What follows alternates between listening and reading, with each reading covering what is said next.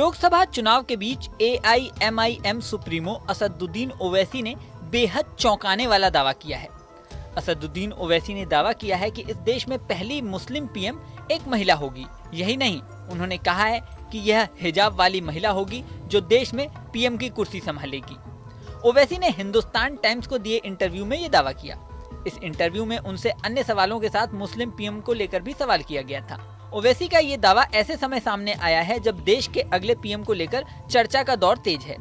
इस समय लोकसभा चुनाव चल रहे हैं और हाल ही में अरविंद केजरीवाल ने दावा किया था कि पीएम मोदी अगले साल रिटायर हो जाएंगे और अमित शाह अगले पीएम बनेंगे। दूसरी तरफ INDIA गठबंधन में अभी तक किसी को भी पीएम फेस घोषित नहीं किया गया है और अमित शाह खुद एक भाषण में सवाल उठा चुके हैं कि अगर INDIA गठबंधन की सरकार बनी तो आखिर अगला पीएम कौन होगा। इसके अलावा हाल ही में पीएम की आर्थिक सलाहकार परिषद की रिपोर्ट में ये बात सामने आई है कि देश में पिछले 60 साल में हिंदुओं की आबादी 7.8% घटी है, जबकि मुस्लिम आबादी में 43% से ज्यादा की बढ़ोतरी हुई है। ऐसे समय में ओवैसी का ये दावा चर्चा में आ गया है। हालांकि जब ओवैसी से ये पूछा गया कि आखिर ये मुस्लिम पीएम बनेगा कब, तो उन्होंने कहा कि इस दिन मैं दुनिया में नहीं रहूंगा, लेकिन वो दिन आएगा जरूर।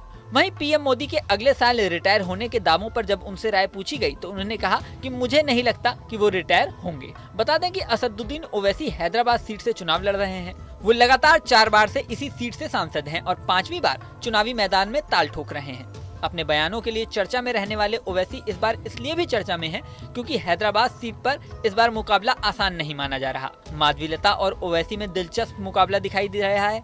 माधवीलता पहली बार चुनाव लड़ रही हैं। इस बार बीजेपी की माधवीलता का प्रचार जोरों पर है। चुनावी विश्लेषकों का दावा है कि बीजेपी इस बार पिछली बार की तुलना में ज्यादा मजबूत दिखाई दे रही है। बीजेपी की माधवीलता के अलावा कांग्रेस के मोहम्मद वलीउल्लाह समीर और BRS के गंडम श्रीनिवास यादव भी इस सीट से ताल ठोक रहे हैं। AIMIM सुप्रीमो असदुद्दीन ओवैसी खुद को देश के मुस्लिम पैरोकारों के रूप में पेश करते हैं, लेकिन माधवीलता से मुकाबला इसलिए दिलचस्प माना जा रहा है क्योंकि एक तरफ तो कट्टर हिंदुत्व की बात करने वाली माधवीलता है, दूसरी तरफ वो मुस्लिम महिलाओं के हक की भी आवाज उठाती हैं। ऐसे में मीडिया रिपोर्ट्स में दावा किया जा रहा है कि अगर माधवीलता मुस्लिम महिलाओं के वोट खींचने में कामयाब रही तो ओवैसी के लिए मुश्किलें खड़ी हो सकती हैं। असदुद्दीन ओवैसी और उनके भाई अकबरुद्दीन ओवैसी अपने विवादित बयानों के लिए भी जाने जाते हैं। अकबरुद्दीन ओवैसी के ऊपर हेट स्पीच का मुकदमा भी दर्ज हो चुका है।